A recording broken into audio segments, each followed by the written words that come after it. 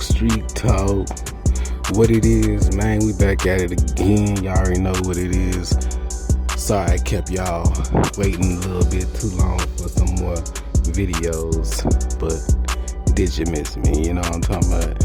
Hey man, we back at it again. Happy New Year's to everybody. You know, hopefully everybody go into this new year with a clear mind and, you know, forgiving hearts. You know, just hopefully we can make this a wonderful year, especially for the, you know, the people that haven't really succeeded as much as they planned to last year. Hopefully y'all have a better year this year, man. Stay on your grind, stay on your toes, you know what I'm saying? All that standing on business, you know what I'm saying? We can do it in a professional way. Everybody ain't gotta go straight to violence and have to crash out, you know what I'm saying? There's a lot more to live for in life. So for all of my followers and everybody that's watching, you know what I'm saying, y'all stay tuned. We most definitely gonna be hitting y'all with a lot more videos in the future. Just wanna let y'all know, keep your head up, man, and keep grinding. And hey, wish y'all the best. May God bless all of y'all. But let's get into it. You already know what it is and what we do. You know what I'm saying? By now, if you don't know, shit, you need to know, man. You need to go ahead and subscribe, like the channel. You know what I'm saying? This is going to be one of the realest channels that you'll ever witness. So anyway, today, I want to get into it. We're going to speak on the OG, the GOAT, legendary Young Jeezy, man. Young Jeezy, you know what I'm saying, had a hell of a career, man, from being with them boys. If y'all don't know, some of y'all might be too young to even remember, but Jeezy, you know what I'm saying, most definitely started off with the BMF, you know what I'm saying. Once he, you know, started getting his name up a little bit more, he connected with Diddy. Diddy created a rap group called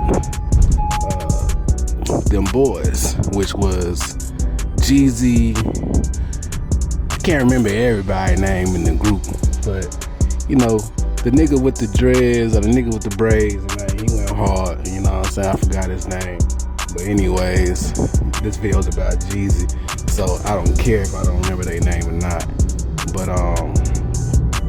either way, you know, shout out to them boys. You know, they did a hell of a thing when they was hitting the scene, you know. From what I hear, old boy still holding it down in ATL. But, you know, shit, Jeezy was one of them rising stars in them boys, man. And at the time, I mean, Jeezy, other than Red Cafe, you know, a few other artists too that I can remember, but Jeezy was like one of the first artists that I can remember. Nigga was like an undisputed artist, you know what I'm saying? He was signed to like 2 different labels at once. I always was inspired by some shit like that. I was like, damn, nigga, like how can a nigga be on 2 different record labels at once? You know what I'm saying? They both paying them. How did that shit work? But Jeezy most definitely was one of those guys, man, that started off with two big record labels, you know what I'm saying? He was signed to Bad Boy with them boys as a group, and then he was signed to Def Jam as a solo artist. So shout out to Jeezy, you know what I'm saying? Real hustler. That's a real hustler move. The man's still a hustler, man, you know what I'm saying? He say he owned half of Atlanta in real estate, as we saw in the Gucci Man versus battle. Most definitely gonna get into that too a little bit later on. That's the story of his own, Jeezy and Gucci. But anyways, you know, back to this shit. And Jeezy did his shit, man, a lot of times in this game. Going down the line with his path, you know, he had his issue with Gucci, you know. A lot of people looked at that shit like, you know, it was a whole move. Jeezy wasn't a real nigga for that shit. You know, back in them days, man, ain't no telling. A lot of niggas was doing shit just to have niggas put respect on their names. They do whatever. You know, Jeezy had a few little bumps in the road with some niggas, as far as Gucci, you know, Rick Ross, 50 Cent, some OG gangsters that's from the streets, shit like that. You know, but Jeezy never folded, in my opinion. He never seemed like he was scared. Never ran from nothing. He always stood his ground and held it down. So, gonna most definitely give him his respect for that shit. You know what I'm saying?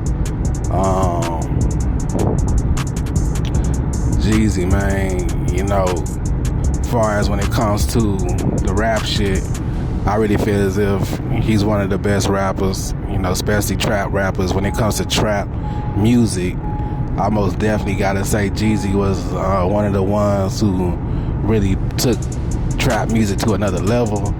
I wouldn't say he started trap music, but you know, he's one of the faces for sure of trap music. I don't think nobody can really do trap music like Jeezy. The street motivation and everything, you know what I'm saying? He made the trap music seem inspirational. I remember days when I used to go to visit some niggas and visit my homeboys' houses. I go to niggas' houses with my homeboys and they be banging that Jeezy and niggas be in there bagging up shit, scaling shit, you know what I'm saying, and everything. And just that's the whole vibe just made you feel like, you know, just some hustling shit, some real go-getter, you know what I'm saying, make you really be about your money and want to do whatever it takes to get that bread up, you know, other than, you know. Now I ain't gonna sit there and say nothing about y'all females, all y'all niggas out there that be selling pussy and selling your dick or whatever for money. And hey, y'all do what y'all do, but that's something that, you know, nigga like me, I can't do, man. Can't scoop that low to get no money, man. I don't know. But it is, man. But Jeezy did his shit. You know, with all the shit he done been through, still in the game, damn near keeping himself relevant. Ain't too far from LL Cool J. You know, LL Cool J kept himself relevant in the game for a long time, same as Jeezy. So yeah, you gotta get Jeezy his flowers, give him his props. What I came on here today though to talk about was really just the Jeezy no longer being with the Chinese woman that he was with, or Asian or whatever she was, you know. Beautiful woman, by the way. Jeezy just one of those trap niggas, you know what I'm saying? I never pictured this man truly settling down and, you know, trying to be with somebody forever.